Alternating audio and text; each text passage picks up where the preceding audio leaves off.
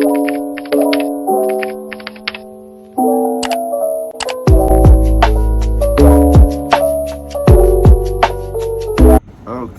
so I'm headed to a client's house, and I passed by this place that at first I thought was, I have no idea. I just thought that it was built, honestly. And so as I'm looking at it, I'm like, man, like, what could this place be?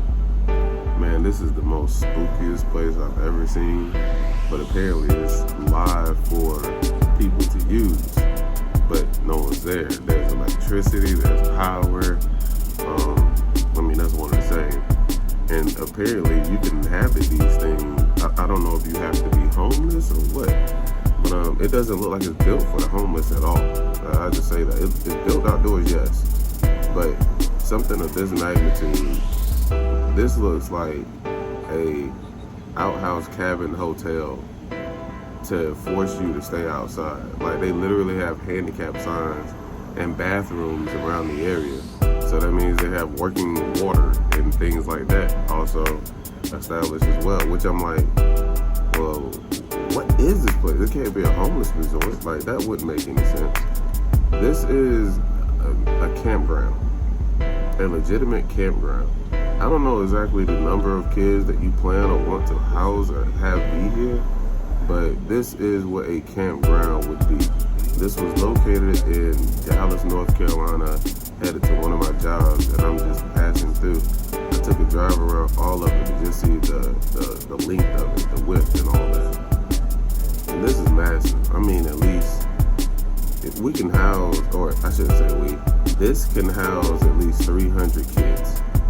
So I'm thinking to myself, well, is this like a spiritual sanctuary for like a historical resort, like something? Like, are they just preserving this? So now I'm driving through, just looking to see if anybody's even here. Like, just looking. I'm going back and forth. Like, is anyone here? Got my lights on. It's dark outside. I just got out here and the lights were actually pretty good. But as we got going, it just seemed to get darker and darker. So we're on the inside of it all. And to my left, there is, if I'm not mistaken, like a little sanctuary fountain for like prayers and things like that. I was trying to focus on the road, but that's the quick snippet of it. Where you can do like your little prayers and outhouses and things. That's why I said this couldn't be designed for the homeless people. It's like that.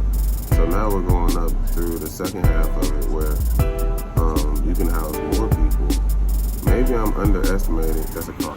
Maybe I'm underestimating the amount of people that I said earlier. I said 300, maybe 5. Like, I really don't know. This is a lot of campground, if this is a campground. And those are the bathrooms right there. So as I'm looking at all this, I'm like, man, like, this is a massive stage. Like, I would love to see what families, groups, or anybody that goes out there, but if you were to plan a trip, like a family outing for something like this, you will legitimately have to take 4 or 5 different families and may still not have enough to occupy over this thing. So best kudos to it. When we find out what that is, I'll let y'all know, but I will say this, it looks as cool as it is outside. 1 hour later. I started on doing one of these installs with this is either, I think this is a code system I'm doing. And with it, as you can see, I'm over there trying to slap the battery out and or figure out how to get the battery out of this thing. So I'm doing all I can.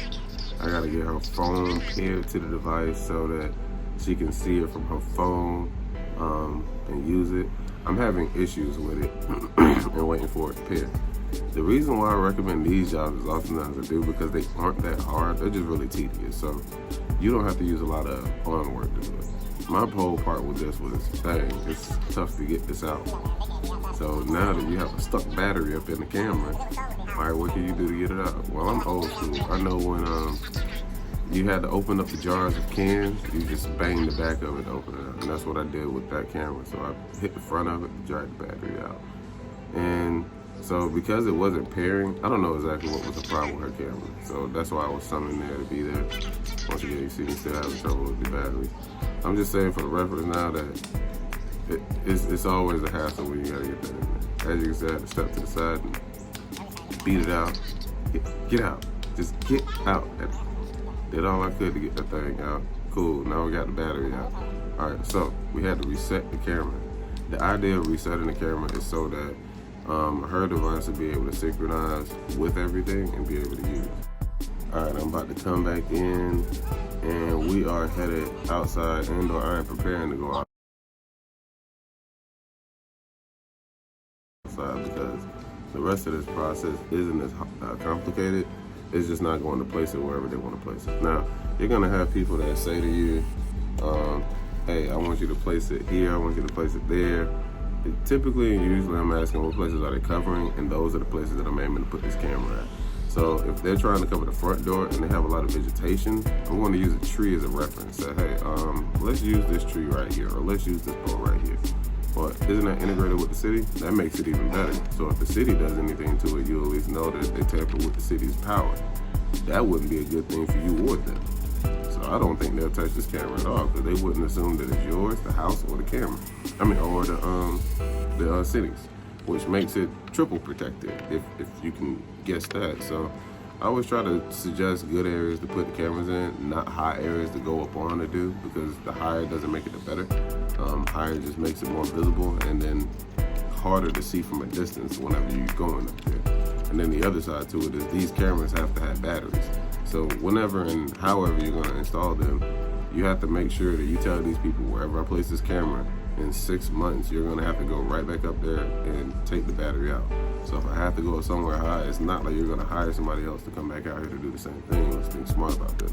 I'll place it right here for you. If something goes wrong with it, at least it's in a manageable area so that you can get to it, retrieve it, and change everything out so that you won't have any problems or harm with it. But I just try to tell people that so they understand in full reference what we're going to do and how we're going to do it, because if you make it complicated for it, it's definitely going to be a headache trying to figure out later. So you're just trying to get that in a second.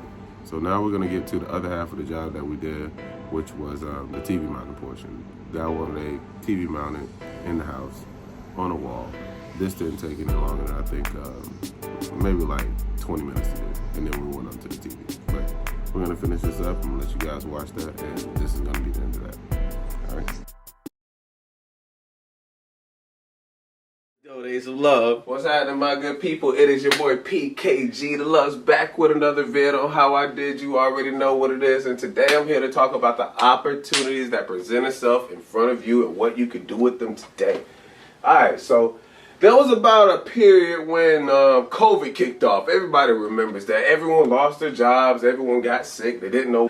But in that ideal moment of a pandemic, there was also a moment of opportunity. And that opportunity that presented itself left people without a job and left people with thinking of different ways to make more money. Here was one of those ways that I found out immediately after losing my retail job that I had for about 3 years. So each and every one of these skills right here was something that I learned out of a retail network that working there would have probably made me about $100,000 if I was doing it independently. Wait, $100,000? Yes, because it's a slew of information that you have to know. And being in that retail, you're trapped into that hourly circle range on where you're only getting paid $13 or $15 an hour, whatever it may be. But learning these skills and having these tools to your assessment may just give you the extra bag that you was looking for. So let's get into it for a minute. Let's talk about it for a moment. Each and every one of these skills that I have up has always been something that I've used and had to learn along the way. Starting with the smart home. Any and everything that you get out of a store now, most likely it'll be a technology advanced device that you'll be using, and most people have to figure out how to use that device. It's either you figure it out or you pay somebody to come out there and do it. One of those two options. And when you're losing one of those two, it's also going into your time. Do you really want to take the time to figure out how to do something? Are you really going to be that patient on figuring out something if it were to go wrong? So with these tools that we have here, these are also the opportunities that we use just to make some extra income. So because I know a lot about smart home, because I've seen and touched a lot of things that dealt with the smart locks, I'm able to do smart security SAMs, smart lock systems, smart hub and speaker setups.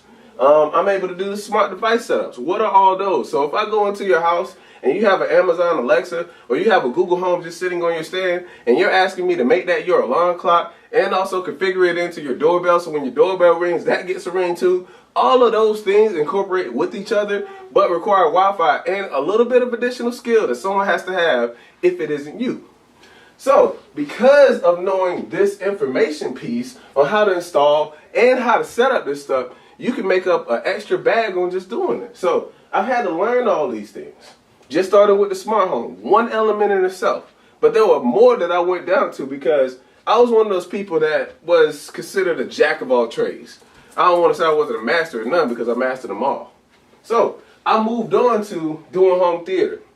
Everyone has a TV. If you don't have a TV that isn't a flat back TV, I don't know what type of TV you're using anymore and you probably should throw it away. So, with that being said, TVs that you have are going to be bigger and they're also going to be wider, but they aren't going to have great sound. So, then when we start talking about the hookups, the things that go to it, you have your surround sound, you have your sound bar, you have your optical cords. What are these devices? Things that have to go to the TV so that you hear everything from the TV and you get that Dolby Atmos feel when you're in that movie theater, or you're trying to get that surround sound feel where the vibrations from the floor make you feel as though, hey, this is an epic movie. This is about to be a great scene. You get those explicits that you don't want to use during the movie, but you're loving because you're engaged with it differently. So learning these skills on how to set up a sound system and give you that full around feel is something that pays you out in the long run. So we started talking about how to make 100K. Just doing these two alone, these two is 100K. No more. You don't have to learn anything else, but just learning those two. Because people will always need help with these two things. How to set up smart devices. What do I need to do? I forgot my Wi-Fi password. I don't know exactly what I'm doing with this. It said it was a simple, easy 1, 2, 3 step process, and it's not. Hey, that's why you get a technician out here to do it. So learning these skills will get you some bread in your pocket. Moving on to the next one. So let's check this out for a moment. You got computer repair and you got home office setup. What are those? Computer repair. So computer tune-up, data backup, new computer setup, virus removal. We all know about those things and what they may entitle, right? So if you don't have an antivirus software system or you didn't have a firewall before you got onto a computer, you caught a hold yours, controlled your horses on it, hey, someone's going to have to wipe, restart, refresh your computer. That person would be me. That person is the guy that's going to get it clean. The pilot is going to restart it, reinstall all your software, make sure you don't have all that good stuff anymore, and be able to use your function as if you purchased it for the first time again. So learning these skills aren't hard. Promise you probably will see a couple of YouTube videos from me or someone else. I'll preferably say myself because I've done videos on these to show you how to set these things up. Because virus removal and cleanup, uninstalling softwares like Word, PowerPoint, Excel, Access and Outlook, all of those applications that you get from Word also go into your software install and software uninstall process that you're going to do. Most people don't know how to do this, don't know where to look for, don't know where to go to, and this is all the money that they have to spend to get this thing figured out. It gets worse. It gets a whole lot worse because now we go into, hey, because I'm on this computer and this is a new computer for me, how do I set up my email? How do I get to my account information? What do I do to look up this? So now you're having to explain and go down the secret steps on what it takes to set up all this stuff because it's going to be complicated for somebody. Just make sure that somebody isn't you. And in the process of doing that, you have a lot of things that you're going to have to put together. So say, for instance, I have a computer over here. I have a printer over here. That person wants me to have this computer talk to this printer so that it prints wirelessly. I have to do that job separately, but it also comes with its own service charge. I know that it's going to require the Wi-Fi to set that up. I know it's going to also require the password. It's going to also require the connection distance that I have or bandwidth that I'll be able to do within. So all of these parameters are things I'm thinking of before I even go to the printer to set it up. But all of this is under computer repair. So anything I touch with a computer at any given point in time, I'm lethal on. And I'm going to tear up and destroy because I'm built that way. So any of these lessons that I'm going to teach, any of these problems I'm going to fix, any of these things I'm going to do, just understand it pays you to do it. So, yeah, this is a good bit of knowledge to learn. Now we go right into home office and school. Now we know why this is brought into here, right?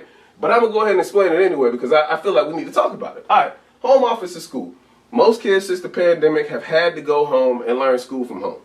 So who else would be better to come out there and set them up for success other than yourself? The person that's going to come out there and make sure the internet works, the person that's going to come out there and make sure all the programs work, the person that's going to come out there and ensure that they're able to log into all their applications and get right into what they need to get into to learn. You could be that person because it's easy. It's an easy buck because you know all of this. And you know the simplest part is you having to set this up for somebody else that needs it. So just understand that diameter of thinking for a moment and see the value in just these two steps alone. So now that we've gone over smart home theater setup and hookup, computer setup or computer repair and help, and home office, we got two more things left. One is going to be easier than the other, but I want to make sure I talk about the first one, the harder one first. TV mounting. I don't personally think that TV mounting is hard. I don't think it's difficult. I don't think it's a strenuous process. I think personally most people are afraid. If I see a TV on a wall, I think I can take it down and I think I can put it up. That's just to be honest with you. Most people don't feel that same way. And because most people don't feel that way, that means there's an avenue for revenue right there. Right at that spot, right at that moment. And you have to understand what you're approaching and how you're going to attack that. So any person that does not want to mount a TV or has a fear, you tell them that you can do it and there's going to be a service that comes with it. So any person that has that dilemma that's trying to mount a TV, depending on if it's 1, 2, 3, if it's a 55 or 65 or a multitude of 65s, the price value of those TVs go up because someone wants that service done. You go out there being the specialist that you are, knowing the skills that you know, having the tools that you have and the resources that you gain from this experience of talking with me today, you'll definitely be out there able to mount a TV, put it on the wall, and ensure that it's not going to fall at any given point in time because you're built that way. And by the end of this conversation today, we want to ensure that you're built that way. So as we look into these TVs, I just wanted to talk about it because there's a lot of money to be made in that avenue as well. Out of all 4 of these, you could probably make $100,000 just from this alone. So, out of combination of all these jobs, I'm listing all the opportunities that present itself. What you can, what you're able, how far you're able, your capabilities. And I don't want to limit you on anything that you're doing. But I do want to let you know all of the steps is possible and profitable as you're learning. The last one is going to be mobile tablets and setups. There are few and small occasions where you're running to teach someone how to set up a phone. But in those moments that you do, that is also profit as well. So someone that does not know how to get into their Gmail address or don't know how to use these applications, whatever the sort may be, you go in there, you give them that advice, you give them that support, you're able to make a payout because you know the knowledge. All of this stuff that I'm talking about today does not require a lot of hands-on. But as you're knowing the knowledge, you'll realize that each and everything requires you to think about it more than it requires you to do more pushing, do more turning. You have to really apply yourself in thought and how I'm going to do this. So once you understand this, the money will start flowing for you a whole lot faster and a whole lot quicker. So I gave you all this today to let you know the opportunities that are out there that presents itself. You guys can do it because I've seen someone out here that is doing it. I'm on track to possibly do it at this moment. And I want to make sure that everybody around me is on that same playing field, that same stage, because we can all stand up there together. This is 100,000 in action. I'm showing you. You can do this. All of this stuff is not even Googleable, but you can look at it and see, what can I figure out? How can I do it? There are tutorial videos on what you can do to learn more. I just don't want to limit you to say, hey, I worked at a retail store. I worked at a retail store for forever. What other opportunities can I do other than work at this retail store? I was in that same boat. I was in that same boat for about 3 years and I had to figure something out. This is what I figured out. Where to take my skills, and my skills took me to the next level. You got to go to the next level. You can't stay stagnant. You can't stay there. You have to go to the next level. All right?